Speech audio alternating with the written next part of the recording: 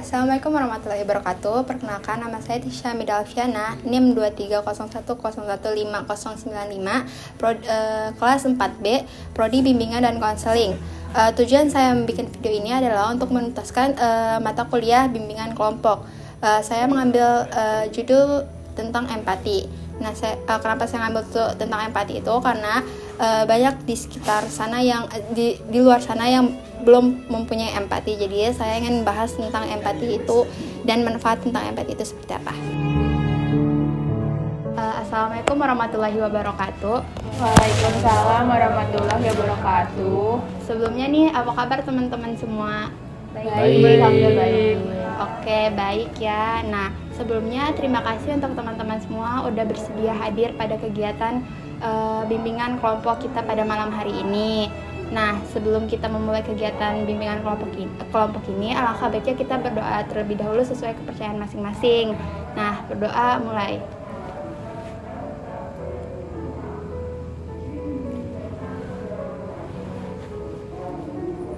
Oke, berdoa selesai.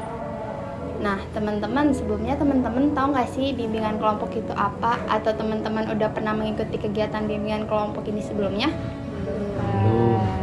Oke, baik, saya jelaskan dulu sedikit ya tentang bimbingan kelompok itu apa. Nah, bimbingan kelompok itu adalah bagian dari bimbingan dan konseling yang diberikan kepada sejumlah orang atau beberapa orang dengan memanfaatkan dinamika kelompok untuk memperoleh informasi-informasi terbaru atau terkini yang sedang lagi ngetren atau lagi naik daun gitu. Nah, tujuannya diadakan bimbingan kelompok ini untuk agar teman-teman memperoleh pengetahuan-pengetahuan baru atau informasi terbaru. Nah, cara pelaksanaannya itu adalah seperti kita saat ini membentuk lingkaran penuh. Saya sebagai pemimpin kelompok dan teman-teman sebagai anggota kelompok mendengarkan atau dapat memperoleh informasi-informasi terbaru juga. Nah, di dalam kegiatan bimbingan kelompok ini ada beberapa hal yang harus kita taati secara bersama nih teman-teman. Yang pertama itu adalah teman-teman dengan sukarela datang ke sini untuk mengikuti kegiatan bimbingan kelompok ini tanpa adanya paksaan. Nah, sebelumnya teman-teman sukarela kan datang ke sini? Sukarela. Oke, baik. Yang kedua itu adalah ketika teman-teman berpendapat atau ingin memberikan informasi, diharapkan teman-teman semua memberikan informasi itu secara terbuka, jangan ada yang ditutup-tutupi. Nah, yang ketiga itu adalah ketika salah satu anggota kelompoknya atau satu dari teman-teman ada yang tidak sengaja menyebarkan informasi pribadi atau yang bersifatnya rahasia, teman-teman diharapkan menjaga rahasia itu satu sama lain. Nah, yang terakhir itu ketika teman-teman ingin berpendapat, diharapkan teman-teman semua untuk mengangkat tangan terlebih dahulu dan tidak memotong pembicaraan temannya yang lain. Nah, sampai sini teman-teman udah paham belum? Paham. Oke, baik. Nah, sebelum kita mulai kegiatan bimbingan kelompok ini, gimana kalau kita perkenalan diri terlebih dahulu nih? Kayak belum pada kenal kan? Oke, perkenalannya itu adalah teman-teman menyebutkan nama panggilan teman-teman dan teman-teman menyebutkan perasaan yang sedang teman-teman rasakan saat ini. Oke, paham? Oke, mau dimulai dari sebelah kanan saya atau kiri saya? Kiri. Oke, baik, dimulai dari Kanan. Kanan. kanan kiri nih. Oke, kanan. Dari kanan dulu. Halo teman-teman semua, perkenalkan nama aku Tara. Perasaan yang sedang aku rasakan saat ini adalah pusing. Oke, baik. Halo teman-teman semua, perkenalkan nama aku Naya. Hari ini perasaan aku senang. Halo, perkenalkan nama saya Meira. Perasaan yang saya sedang alami hari ini adalah sedih. Sedih kenapa tuh kira-kira Mira hari ini? Sedih kenapa ya? Sedih belum gajian aja sih. Oke, baik. Halo teman-teman semua, nama saya Yusuf. Apa yang lagi kamu rasakan, Yusuf? Rasa yang lagi saya rasain itu bingung. Baik, bingung kenapa tuh kira-kira? Bingung aja tiba-tiba ikut forum ini sih. Oke, baik. Lanjut. Oke, perkenalkan saya Raka. Perasaan saya hari ini sedang bad mood. Oke. Lanjut, boleh. Ya, perkenalkan teman-teman, nama saya Romi. Perasaan saya sekarang saya lagi merasa capek. Oke, baik. Perkenalkan teman-teman, nama saya Mikel. Perasaan saya sekarang sedang muak. Perkenalkan semua, nama saya Regina. Perasaan saya sekarang lagi capek. Oke, baik. Oke, teman-teman, perkenalkan nama saya Tisha. Perasaan saya sekarang lagi capek, campur aduk, dan lain-lain. Nah, salam kenal ya teman-teman semua. Salam kenal. Oke, baik. Ini biar kita lebih hafal lagi nih nama teman-teman dan biar lebih akrab lagi, gimana kalau kita main rangkaian nama? Nah, rangkaian nama itu adalah nanti orang pertama menyebutkan nama dia, dilanjut dengan orang kedua menyebutkan nama orang pertama, dan orang kedua dilanjut dengan orang ketiga menyebut nama orang pertama, orang kedua, dan orang ketiga. Kayak gitu. Paham kan? Oke, mau dimulai dari mana nih sekarang? Kanan. Oke, dari kanan. Oke, dari kanan. Kebanyakan. Tara, Dia Tara, Naya. Dia Naya. Oh, dia Tara, Naya, Meira. Dia Tara, Naya, Mera, Yusuf. Dia Tara, Naya, Meira, Yusuf, Raka. Dia Tara, Naya, Meira, Yusuf, Raka, Romi. Dia Tara, Nanya, Merah, Yusuf, Raka, Romi, Mikel. Ini Tara, Naya, Meira, Yusuf, Raka, Romi, Mikel, Regina. Oke, Tara, Naya, Mira, Yusuf, Raka, Romi, Mikel, Regina, Tisha. Oke, baik teman-teman. Ini kan kita udah saling kenal nih. Nah, jadi saya akan jelaskan kembali bimbingan kelompok itu apa secara singkat. Jadi bimbingan kelompok itu adalah suatu layanan bimbingan dan konseling yang diberikan kepada sejumlah orang atau beberapa orang dengan memanfaatkan dinamika kelompok untuk memperoleh informasi-informasi terbaru. Nah, tujuannya itu agar teman-teman mendapatkan informasi baru atau wawasan baru. Terus juga cara pelaksananya itu adalah seperti kita saat ini, membentuk satu lingkaran penuh, saya sebagai pemimpin kelompok dan teman-teman sebagai anggota kelompok. Nah, adapun hal-hal yang harus kita taati secara bersama itu adalah yang pertama, teman-teman sukarela datang ke sini. Yang kedua, teman-teman diharapkan berbicara secara terbuka tanpa ditutup-tutupi. Yang ketiga, teman-teman diharap merahasiakan informasi yang misalnya itu bersifat rahasia. Dan terakhir itu adalah ketika teman-teman ingin berpendapat, teman-teman diharapkan mengangkat tangan terlebih dahulu. Nah, kayak gitu. Nah, sebelumnya nih teman-teman udah pada siap belum mengikuti kegiatan bimbingan kelompok ini? Siap. Oke, jadi di bimbingan kelompok ini ada beberapa topik yang sering dibahas. Contohnya seperti FOMO, self-love atau simpati dan lain-lain. Tapi untuk sekarang saya akan bahas topik yang sudah saya siapin nih, yaitu empati. Nah, sebelumnya nih teman-teman pasti udah pernah dengar empati itu apa kan? Iya. Nah, teman-teman tahu nggak sih apa itu empati sebelumnya? Ya, boleh Tara. Oke, jadi menurut aku empati itu bagaimana kita sebagai individu itu memahami perasaan yang sedang orang lain rasakan. Kayak bagaimana cara kita menempatkan bagaimana di kondisi mereka saat itu. Oke, ada lagi yang ingin berpendapat? Oke, cukup. Yang dibilang Tara itu benar. Empati itu kayak kita merasakan apa yang orang lain rasakan. Tapi secara etimologis, empati itu berasal dari bahasa Yunani, yaitu em artinya dalam dan pathos artinya merasakan. Jadi secara harfiah empati itu adalah merasakan dari dalam. Nah, kalau secara singkatnya empati itu apa sih? Empati itu adalah kemampuan seseorang untuk memahami perasaan, pikiran dan pengalaman orang lain, dan juga empati itu kayak kita merasakan perasaan orang lain terus tetapi kita tetap pada diri kita sendiri gitu, nggak kepada orang lainnya gitu. Terus juga ada jenis-jenis dari empati ini teman-teman tau nggak sih jenis-jenis empati itu apa? Oke, belum tahu ya. Nah, jenis-jenis empati itu ada 3 teman-teman. Yang pertama itu adalah empati kognitif. Nah, ini tuh kemampuan untuk memahami pikiran, perspektif dan pandangan orang lain kalau secara kognitif. Nah, yang kedua itu ada empati emosional. Empati emosional itu kita dapat merasakan perasaan orang lain secara emosional gitu. Nah, yang ketiga itu adalah empati peduli atau belas kasih. Empati peduli atau belas kasih itu gabungan antara kognitif dan emosional, yang dimana itu dia lebih untuk mendorong secara nyata gitu. Oke.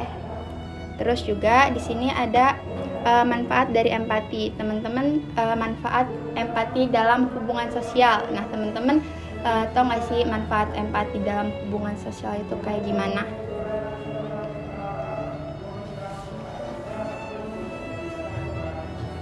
Ada yang iya manfaat empati dalam hubungan sosial dalam kehidupan sehari-hari. Oke, boleh nanya.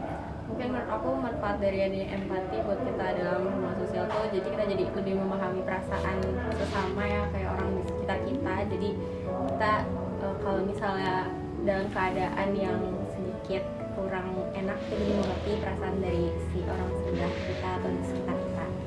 Oke, ada lagi yang mau berpendapat? Nggak ada ya. Oke, baik. Yang dibilang Naya itu benar, kalau manfaatnya itu kayak kita jadi memahami orang lain gitu kan. Terus juga kalau saya jelasin dulu manfaat dari empati dalam hubungan sosial itu ada beberapa nih. Yang pertama itu manfaatnya itu untuk meningkatkan hubungan antar individu.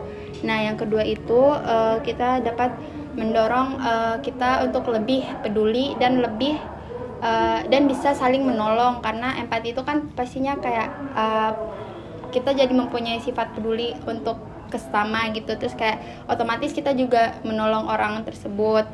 Terus juga dalam empati itu kayak membuat kita jadi mengurangi konflik dalam kehidupan sehari-hari, karena seringkali muncul konflik itu karena mereka tidak berempati. Kayak kalau misalnya kita mempunyai empati, kita akan lebih paham gitu, lebih paham dan gak akan menyela orang lain terlebih dahulu dan gak akan menimbulkan konflik antar sesama gitu. Terus juga kayak empati itu jadi kayak membangun perasaan saling percaya.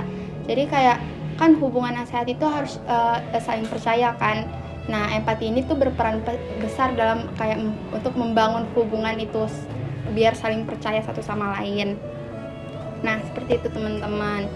Nah, terus juga ada nih contoh perilaku empatik dan tidak empatik. Teman-teman tahu nggak atau pernah nggak dalam kehidupan sehari-hari itu melihat perilaku orang secara empatik dan tidak empatik itu?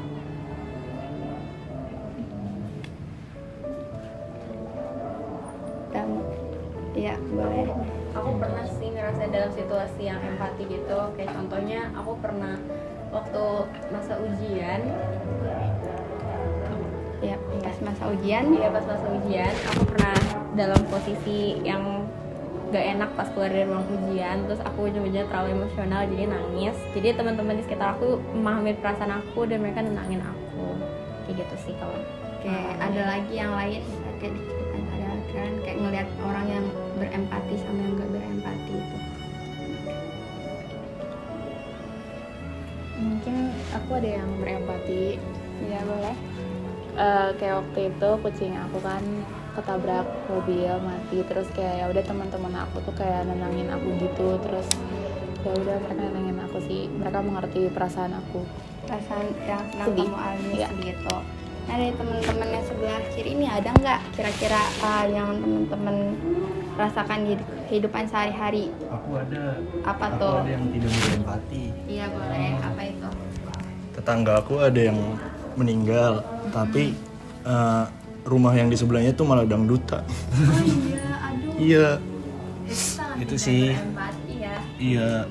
Jangan ditiru. Ada lagi nggak nih yang lain kira-kira?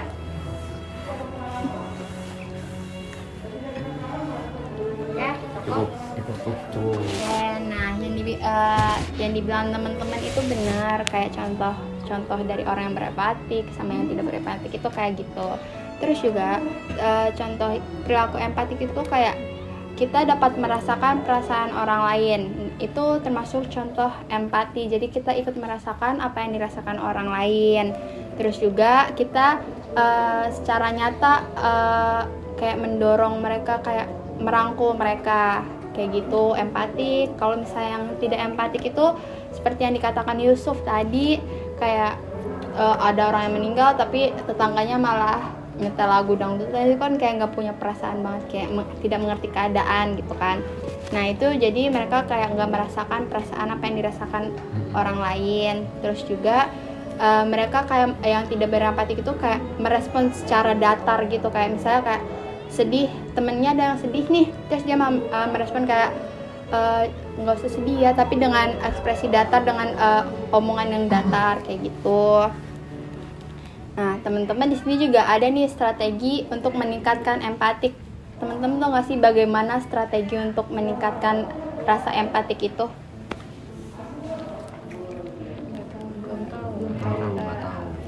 Oke, strateginya itu yang pertama itu adalah kita aktif mendengarkan, karena empatik ini kan harus kayak kita harus mendengarkan orang tersebut kan, kayak harus bisa merespon, terus kayak merasakan perasaan orang lain nih.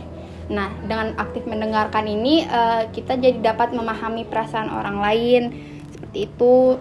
Terus juga yang kedua itu ada kayak mengambil perspektif orang lain. Jadi kayak kita seolah-olah berada di posisi orang tersebut gitu. Jadi kayak kita merasakan juga, tapi kayak posisinya kita di orang tersebut. Nah, terus juga yang ketiga itu ada kayak emotional awareness, atau kayak meningkatkan kesadaran secara emosional. Karena kalau misalnya emosional, kayak misalnya kayak kita memahami diri sendiri nih secara emosional, kita maka dapat memahami orang lain secara emosional juga. Nah, yang terakhir nih kayak latihan dengan menonton film atau membaca novel gitu. Jadi kayak kalau kan di film-film itu kan sering banget nih kayak ada yang film sedih, film bahagia, itu kan kita pas nontonnya ikut kebawa perasaan kan. Jadi kayak kita tuh bisa meningkatkan empati dengan cara menonton film atau membaca novel. Nah, seperti itu teman-teman. Apa teman-teman udah paham sampai sini apa itu empati? Paham. Nah, karena teman-teman dari tadi kelihatan lemes nih, terus kayak nggak ada semangat, gimana kalau kita ice breaking dulu nih? Boleh. Nah, ice breakingnya itu adalah kartu perasaan. Jadi nanti saya akan bagikan kartu perasaan yang isinya itu ada isi perasaan marah, senang, takut, malu, sedih, dan lain-lainnya. Nah, nanti teman-teman, misalnya teman-teman dapat kartu sedih nih, teman-teman menceritakan cerita teman-teman pas teman-teman lagi sedih secara nyata ataupun imajinatif teman-teman. Terus juga teman-teman yang tidak menceritakan itu, yang mendengarnya itu merespon cerita temennya yang lagi cerita gitu, merespon secara empati. Contohnya kayak misalnya kalau aku jadi kamu aku akan merasakan sedih, atau enggak kalau aku jadi kamu aku akan merasakan marah karena bla bla bla kayak gitu. Pokoknya merespon secara empati gitu. Teman-teman paham kan? Oke, ini saya bagiin ya. Pak.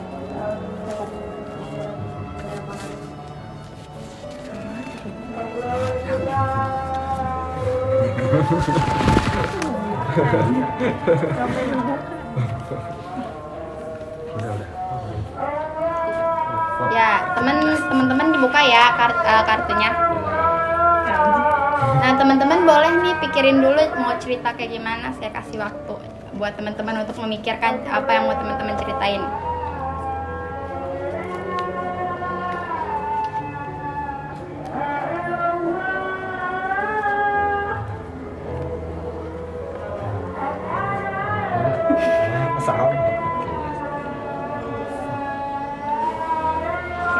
Ini teman-teman udah bisa untuk menceritakan belum?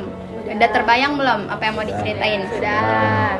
Oke, nih kira-kira mau dari sebelah mana nih, atau ada yang mau mengajukan diri untuk cerita terlebih dahulu? Oke, gantian ya. Dari tadi kan udah sebelah kanan nih, sekarang sebelah kiri saya. Boleh diceritakan kartu apa yang kamu dapat? Yang aku dapat itu kartunya tentang sedih. Oke, Regina boleh ceritakan pengalaman Regina pas sedih secara nyata atau imajinatif Regina aja. Mungkin kayaknya kalau sedih tuh ketika ngelihat kayak di jalanan banyak anak kecil yang nggak bisa makan gitu kan. Terus ngelihat ada seumuran dia makan di kafe, entah di McD atau apa, terus kayak dia ngeliatin doang. Terus dari orang tuanya juga udah ngeliatin anak ini tapi malah nggak dikasih makan atau dikasih duit gitu, malah jadi kayak malah diusir gitu, kayak sana-sana nggak usah ganggu. Mungkin itu agak sedih sih karena nggak punya empati aja. Oke, baik. Yang lain bisa merespon cerita dari Regina. Oke, boleh.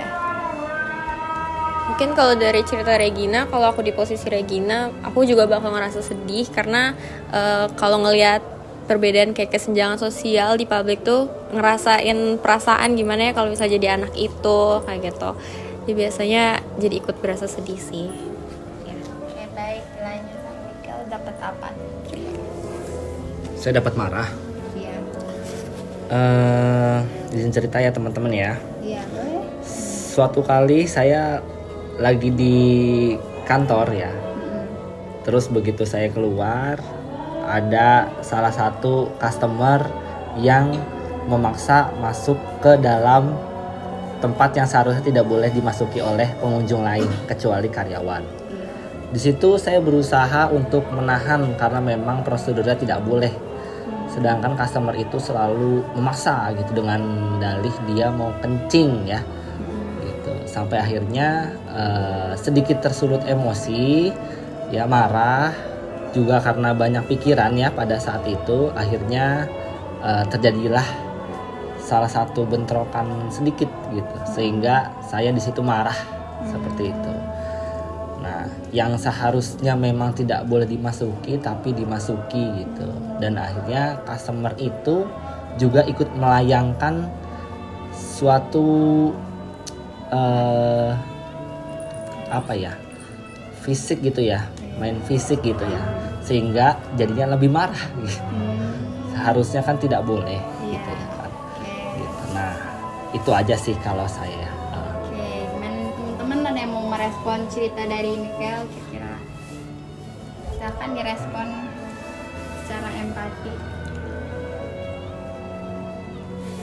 Gak ada empati.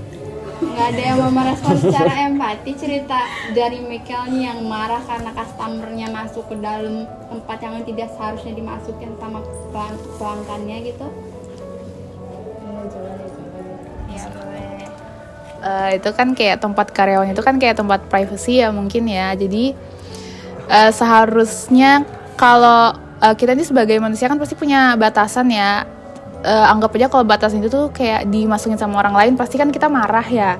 Kayak privacy kita tuh dimasukin orang lain, jadi kayak pasti kita marah banget dong. Itu kan tempat nyaman kita gitu loh. Dan mereka malah seenaknya. Dan ya pasti marah sih. Pasti ya kalau di posisi dia pasti marah banget sih. Sebagai Terima kasih. Boleh dilanjut. Kira-kira Romi dapat apa nih artinya? Saya dapat marah juga sama kayak Mikel. Izin cerita, jadi waktu masih SMA dulu saya pernah janjian mau berangkat sekolah sama Yusuf. Iya. Harusnya janjian itu jam 6:30 harusnya. Tapi dia itu jam 6:30 kurang dia baru bangun. Iya. Harusnya kita itu masuk sekolah tuh jam 7. Nah, saya udah menunggu dia kurang lebih 15 menit. Ternyata dia belum balas chat saya. Pas saya datang ke rumahnya, saya samperin, ternyata dia udah berangkat duluan. Nah, itu kan tidak punya empati. Jadi kamu marah gara-gara itu? Iya. Oke, baik nih teman-teman, ada yang mau merespon nggak cerita dari Romi ini? Dia marah nih karena ditinggal oleh Yusuf, atau Yusufnya mau Yusuf mau memberikan respon? Boleh saya deh. Iya, boleh, apa tuh? Kalau saya di posisi si Romi sih, saya juga bakalan kesel sih, soalnya si Yusuf emang nggak tahu diri ya. Soalnya kan udah janjian, tapi pas udah mau berangkat malah ditinggalin si Rominya. Itu kan kayak Nggak apa sih? berempati. Iya, Ya. Oke, baik, boleh lanjut. gitu sih. Kakak dapat apa tuh kira-kira?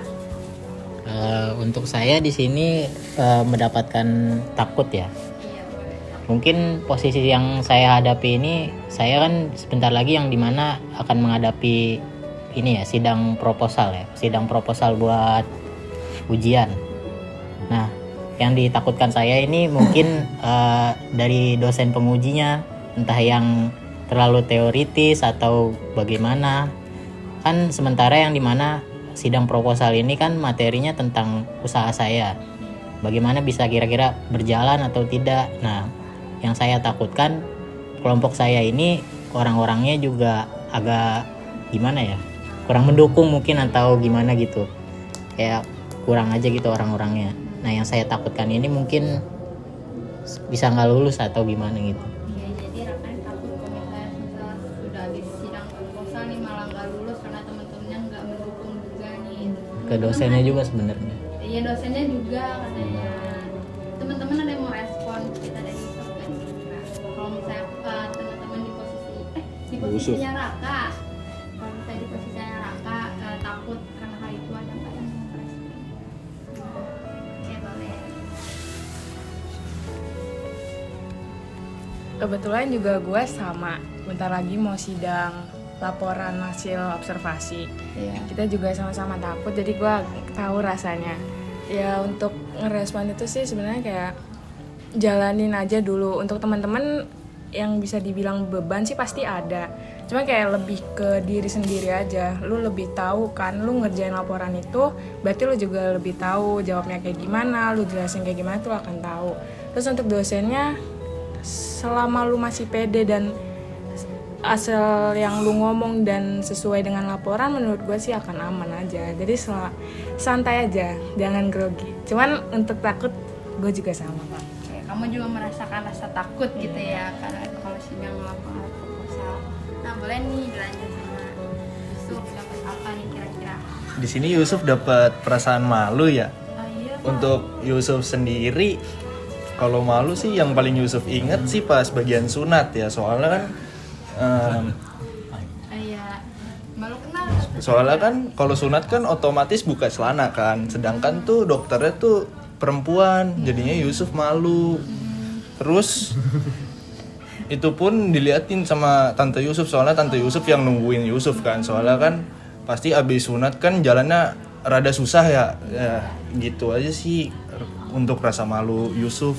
Oke, itu perasaan malu Yusuf tuh teman-teman. Teman-teman kalau di posisinya Yusuf bakal ikutan malu atau enggak nih, merasakan rasa malu yang enggak gitu.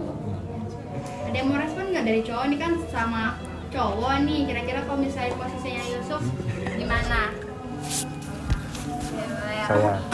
Kalau saya sih kalau ada di posisinya Yusuf saya malu juga, apalagi dokternya cewek, terus ada tantenya juga kan.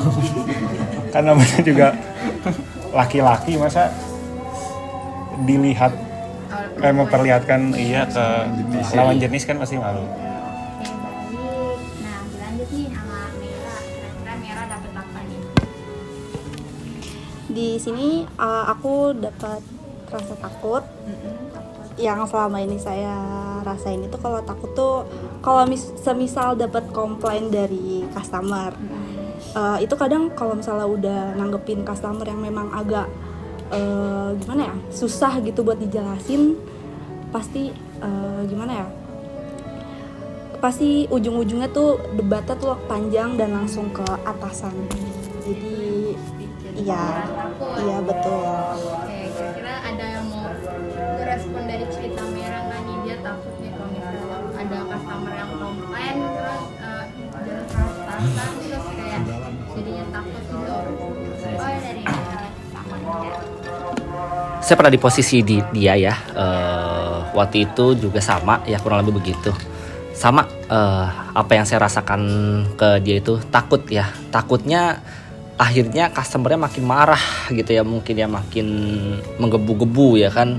Yang harusnya kita menjelaskan A, tapi customer nanggepinnya B misal atau C gitu. Apalagi tadi customernya tadi takut ngadu gitu ya ke atasan gitu ya. Nah itu lagi tuh biasa atasan tuh ya suka nggak jelas biasanya ya. Nah itu sih takut banget, takutnya mempertaruhkan martabat kita ya, kita kan pekerjaan kita seperti itu. Nah itu sih saya pernah sering Merasakan juga merasakan itu ya kan, apalagi berhadapan langsung dengan customer gitu sih, bener takut. baik. Lanjut nih Naya, kira-kira Naya dapat apa nih? Aku di sini dapat senang. Mungkin kalau senang karena sekarang kan udah kuliah ya, dan teman-teman deketnya itu biasanya waktu zaman sekolah SMA. Jadi sekarang tuh jadi bagi waktunya buat ketemu susah. Nah sekalinya ketemu tuh jadinya senang banget. Jadi biasanya kalau ketemu teman-teman sih hal paling senang ya. Teman-teman lama. Iya, teman-teman lama. Menyenangkan. Iya, buat relief stress juga, bisa sharing cerita ya kayak Baik gitu nih sih. teman-teman, ada yang mau respon gak nih cerita senengnya Naya nih kalau ketemu teman-teman lamanya? Kira-kira kalau teman-teman di posisi Naya bakal seneng juga nih apa enggak? Oke, boleh Mira. Iya sih, kalau misalnya saya juga senang banget, apalagi kalau misalnya saya tuh kan kerja ya, makin susah lagi gitu buat bagi waktunya. Jadi pasti sekalinya ketemu tuh pasti senang banget. Farah nih dapat apa nih kira-kira? Aku dapat perasaan sedih. Jadi kayaknya kalau sedih pengalaman aku itu di prank dosen ya. Maksudnya kayak sampai IPS aku turun. Jadi waktu itu tuh aku punya matkulnya lumayan susah, dosennya lumayan susah. Terus kita harus UASnya itu ngepresentasiin program yang kita jalankan.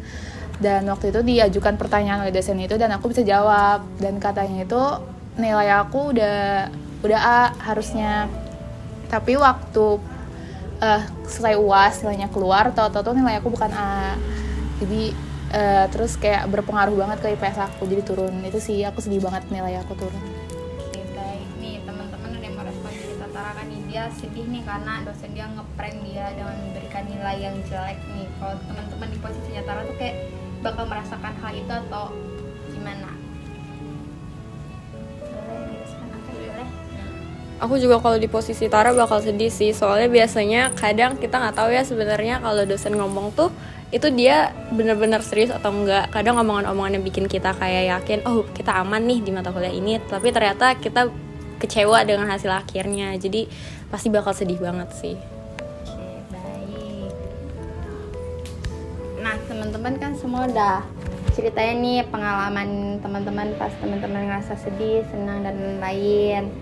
Nah, sekarang karena kita juga udah mau di pengakhiran nih, teman-teman boleh nggak nih memberikan komitmen teman-teman setelah mengikuti bimbingan kelompok ini, kayak misalnya komitmen teman-teman ke depannya tuh bakal lebih berempati atau gimana kayak gitu. Oke, mau dimulai dari mana? Kira-kira dari kiri atau kanan? Kiri kanan. Oh. Oke, dari kanan boleh. Mungkin aku akan berkomitmen untuk apa ya? Lebih banyak baca buku untuk mendengar perspektif orang lain dari situ, atau lebih belajar cara untuk merespon perasaan orang lain. Oke, baik. Mungkin kalau aku bakal berkomitmen untuk kayak lebih memahami perasaan sesama, terus kayak situasi lingkungan juga, biar gak ada yang ngerasa apa ya, tersinggung atau nggak enak, atau misalnya kita jadi gak paham sama situasinya, kayak gitu sih. Kalau dari saya mungkin berkomitmen buat mendengarkan cerita teman-teman saya ya, tanpa adanya mencela atau apapun itu. Kalau komitmen dari Yusuf sih lebih banyakin ngobrol aja sih sama orang. Soalnya kan pasti bakal lebih ngerti lah perasaan orang. Itu aja sih. Kalau mungkin dari saya komitmen juga sih sama. Caranya yaitu memberikan advokasi, yaitu berupa dukungan, sokongan, dan bantuan. Kalau dari saya sih, saya berkomitmen pengen lebih banyak ngobrol lagi sama teman-teman, belajar jadi pendengar yang baik juga supaya lebih bisa memahami orang lain. Kalau saya pribadi sih berusaha menempatkan diri saya sama seperti orang tersebut ya, supaya rasa yang dimiliki juga sama, sehingga terciptalah empati yang baik. Oke, baik. Boleh. Kalau dari aku itu komitmennya mungkin lebih peka ke lingkungan dan teman-teman sekitar. Mungkin bisa dilihat dari gestur atau ekspresinya. Jadi kalau misalkan dia lagi nggak enak atau apapun, kita kayak udah tahu oh dia lagi nggak baik atau lagi baik gitu. Oke, baik. Nah, teman-teman kan udah berkomitmen nih, dan semoga komitmen teman-teman dijalankan dengan baik. Nah, sebelum itu teman-teman boleh nggak sih memberikan kesan dan pesan teman-teman setelah mengikuti bimbingan kelompok ini? Nah, mau dimulai dari mana nih? Kiri atau kanan? Karena tadi udah kanan ya, sekarang kiri. Mungkin boleh kasih pesan dan kesan tersingkat aja. Mungkin kesannya ya senang karena ketemu ada teman-teman baru juga. Terus pesannya ya dari pelajaran ini semoga bisa lebih berubah dan peka aja. Oke, baik. Jadi lebih interaktif dan aktif dan menjaga kondusif. Oke, baik. Ada pesannya. Kalau saya ikut bimbingan ini saya senang banget karena bisa kenal banyak teman baru, bisa dengerin cerita orang lain juga, ada yang tadi sedih, senang, ada yang marah juga. Oke, kalau pesannya nih apa? Pesannya semoga bisa menjalankan komitmen yang tadi sudah disampaikan oleh masing-masing. Boleh dilanjut. Kalau aku mungkin kesannya hampir-hampir mirip-mirip sama kayak Romi ya. Senang juga sharing, berbagi cerita gitu antara yang tadi ada yang sedih, senang atau apapun itu. Kalau untuk pesan sih mungkin ya sehat-sehat aja semua. Kalau kesan dari Yusuf sih dari forum ini ya seru, dapat ilmu cara untuk berempati lebih gitu. Untuk pesannya sih semoga yang di sini jadi punya rasa empati yang sangat tinggi deh. Terus jangan sampai kayak kelakuan yang diceritain Romi tadi, si Yusuf itu nggak tahu diri. Pokoknya semoga yang di sini jadi pada tahu diri semua lah. Kalau untuk kesannya kurang lebih sama, apalagi tadi ditambah ada yang rasa takutnya sama saya. Kalau untuk pesannya mungkin untuk semuanya jadi lebih gimana ya, bisa menghadapi rasa takut, sedih, terus malunya juga, kayak gitu sih. Kalau aku kesannya mungkin aku senang banget sih bisa diajak ke dalam kelompok ini, jadi bisa makin teredukasi gimana caranya berempati, terus ya jadi senang juga bisa kayak dengar cerita-cerita dari yang lain, bisa kenal sama yang lain juga ya. Untuk pesannya semoga untuk aku diri sendiri sih sebenarnya, semoga benar-benar bisa berkomitmen sama apa yang tadi aku omongin. Kesan dari aku senang banget bisa sharing sama teman-teman baru di sini. Terus kesannya semoga kita bisa menerapkan apa yang sudah dijelaskan soal empati, dan semoga kedepannya kita jadi manusia yang berempati. Oke, baik. Nah, teman-teman juga udah kasih kesan dan pesannya nih. Nah, sebelum kita mengakhiri sesi kegiatan bimbingan kelompok ini, karena tadi kita dimulai dengan berdoa, maka kita juga diakhiri dengan doa. Nah, sebelumnya kita berdoa dulu ya sebelum kita tutup kegiatan ini. Nah, berdoa sesuai kepercayaan masing-masing, dimulai.